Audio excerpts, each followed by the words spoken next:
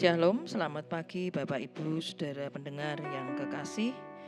Kita bersyukur untuk hari yang baru yang Tuhan berikan kepada kita pada hari ini. Biarlah sebelum kita lebih jauh melakukan setiap aktivitas kita pada hari ini, mari kembali kita akan bersama-sama merenungkan kebenaran firman Tuhan yang terambil dari Injil Markus pasal 14 ayat yang ke-24 dan kitab Ibrani pasal 9 ayat yang ke-22. Injil Markus pasal 14 ayat yang ke-24, demikian bunyi firman Tuhan. Dan ia berkata kepada mereka, inilah darahku, darah perjanjian yang ditumpahkan bagi banyak orang. Kitab Ibrani pasal yang ke-9 ayat yang ke-22, demikian bunyi firman Tuhan. Dan hampir segala sesuatu disucikan menurut hukum Taurat dengan darah, dan tanpa penumpahan darah tidak ada pengampunan. Mari kita berdoa. Segala pujian syukur kami naikkan kepadamu ya Tuhan. Kami bersyukur untuk hari ini, hari yang baru yang Tuhan berikan kepada kami. Biarlah Tuhan kami boleh mendengar dan merenungkan firman-Mu pada pagi hari ini. Engkau terus membuka hati kami ya Tuhan untuk setiap tuntunan-Mu, pengajaran-Mu lewat setiap kebenaran firman Tuhan. Mari Allah Roh Kudus, biarlah Kau memberkati kami semua, Kau mengurapi kami semua Tuhan, sehingga kami boleh semakin memahami apa yang menjadi kehendak-Mu bagi setiap kami. Kami menyerahkan Tuhan pemberitaan firman-Mu di dalam nama Tuhan kami, Yesus Kristus. Haleluya. Amin. Bapak, Ibu, dan Saudara, ada sebuah himne. Himne itu adalah pujian yang ditujukan kepada Tuhan. Ada sebuah himne yang dikatakan itu sangat abadi.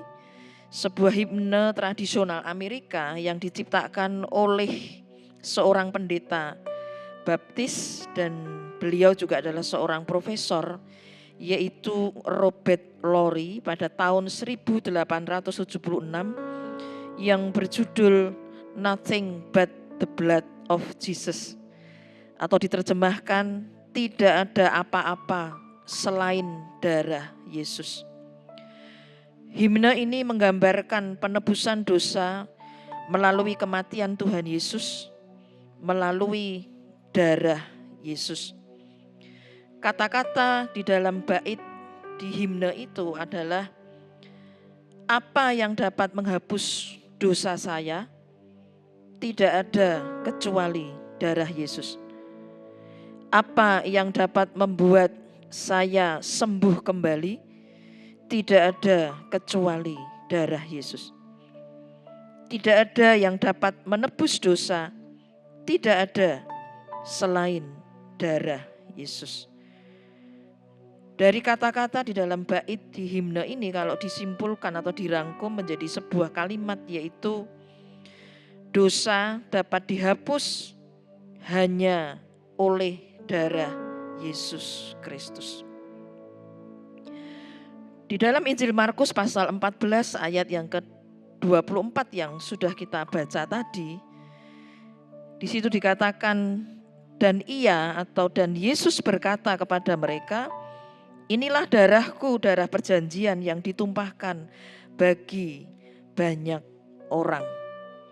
Ayat ini ada di dalam sebuah perikop dengan judul penetapan perjamuan malam. Markus mencatat asal mula tentang perjamuan malam, atau kadang-kadang dikatakan dalam istilah yang berbeda, yaitu perjamuan terakhir atau perjamuan Tuhan.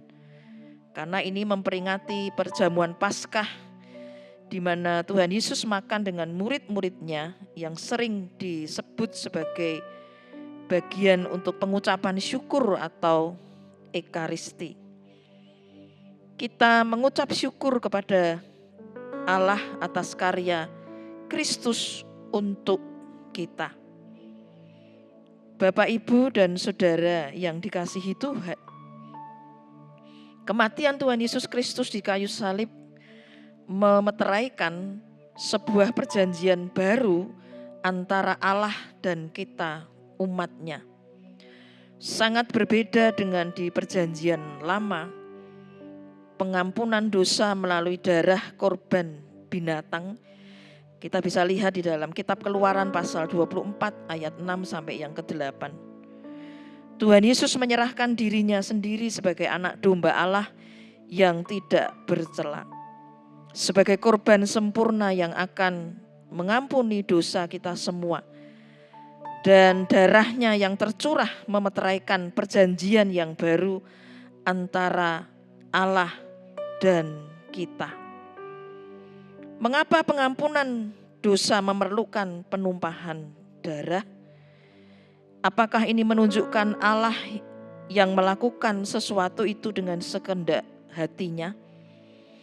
Kalau kita membaca tadi di dalam Ibrani pasal 9 ayat yang ke-22, dan hampir segala sesuatu disucikan menurut hukum Taurat dengan darah, dan tanpa penumpahan darah tidak ada pengampunan. Tidak ada lambang kehidupan selain darah. Bahkan dalam Alkitab darah dianggap sebagai nyawa.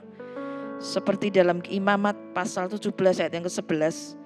Karena nyawa makhluk hidup ada dalam darahnya. Darah membuat kita tetap hidup. Tuhan Yesus mencurahkan darahnya. Tuhan Yesus memberikan nyawanya agar kita tidak mengalami kematian kekal. Tuhan Yesus adalah sumber kehidupan kita. Bahkan setelah mencurahkan darahnya bagi kita, Tuhan Yesus bangkit dari antara orang mati dan menyatakan kemenangan atas dosa dan maut. Di dalam Injil Markus pasal 14 ayat 24 dikatakan, dan ia berkata kepada mereka, inilah darahku, darah perjanjian yang ditumpahkan bagi banyak orang. Kata ditumpahkan adalah terjemahan dari kata bahasa Yunani ekeo yang artinya dicurahkan. Bukan hanya sebagian, tetapi seluruhnya sampai habis. Apakah harus semuanya darah itu dicurahkan? Apakah tidak dapat sebagian saja Tuhan Yesus memberikan atau menyerahkan darahnya? Tuhan Yesus memilih mencurahkan seluruh darahnya untuk kita. Oleh karena itu Bapak, Ibu, dan Saudara, kalau kita mengikuti perjamuan kudus, kita diingatkan pengorbanan Tuhan Yesus di atas kayu salib. Dan dengan iman pun kita percaya darah Yesus memiliki kuasa untuk mengubah kehidupan kita. Kita akan senantiasa dikuduskan, dibaharui, dan dilayakkan oleh darah Kristus. Oleh karena itu kita dapat menyatakan bahwa darah Yesus adalah darah yang sangat mahal dan berharga. Biarlah pengorbanan Tuhan Yesus Kristus menjadikan kita tidak dikuasai dosa lagi, dan biarlah hidup kita selalu melakukan kehendak Tuhan. Mari kita berdoa. Kami mengucap syukur Tuhan untuk kebenaran firman-Mu pada hari ini. Kami senantiasa Tuhan diingatkan akan pengorbanan-Mu ya Tuhan Yesus yang sempurna di atas kayu salib. Melalui darah-Mu Tuhan yang sudah tercurah untuk menebus dosa-dosa kami. Biarlah kami terus Tuhan dalam kehidupan kami hari lepas ke sehari.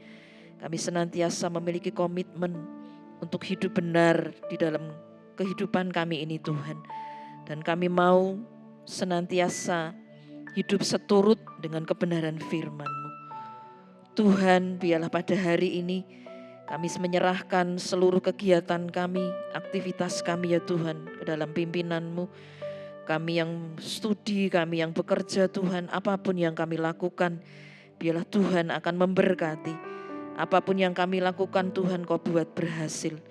Dan jikalau ada di antara jemaat-jemaat-Mu Tuhan yang saat ini sedang bergumul, sedang mendoakan tentang sesuatu hal, mari ya Allah biarlah Engkau mendengar setiap seru doa mereka.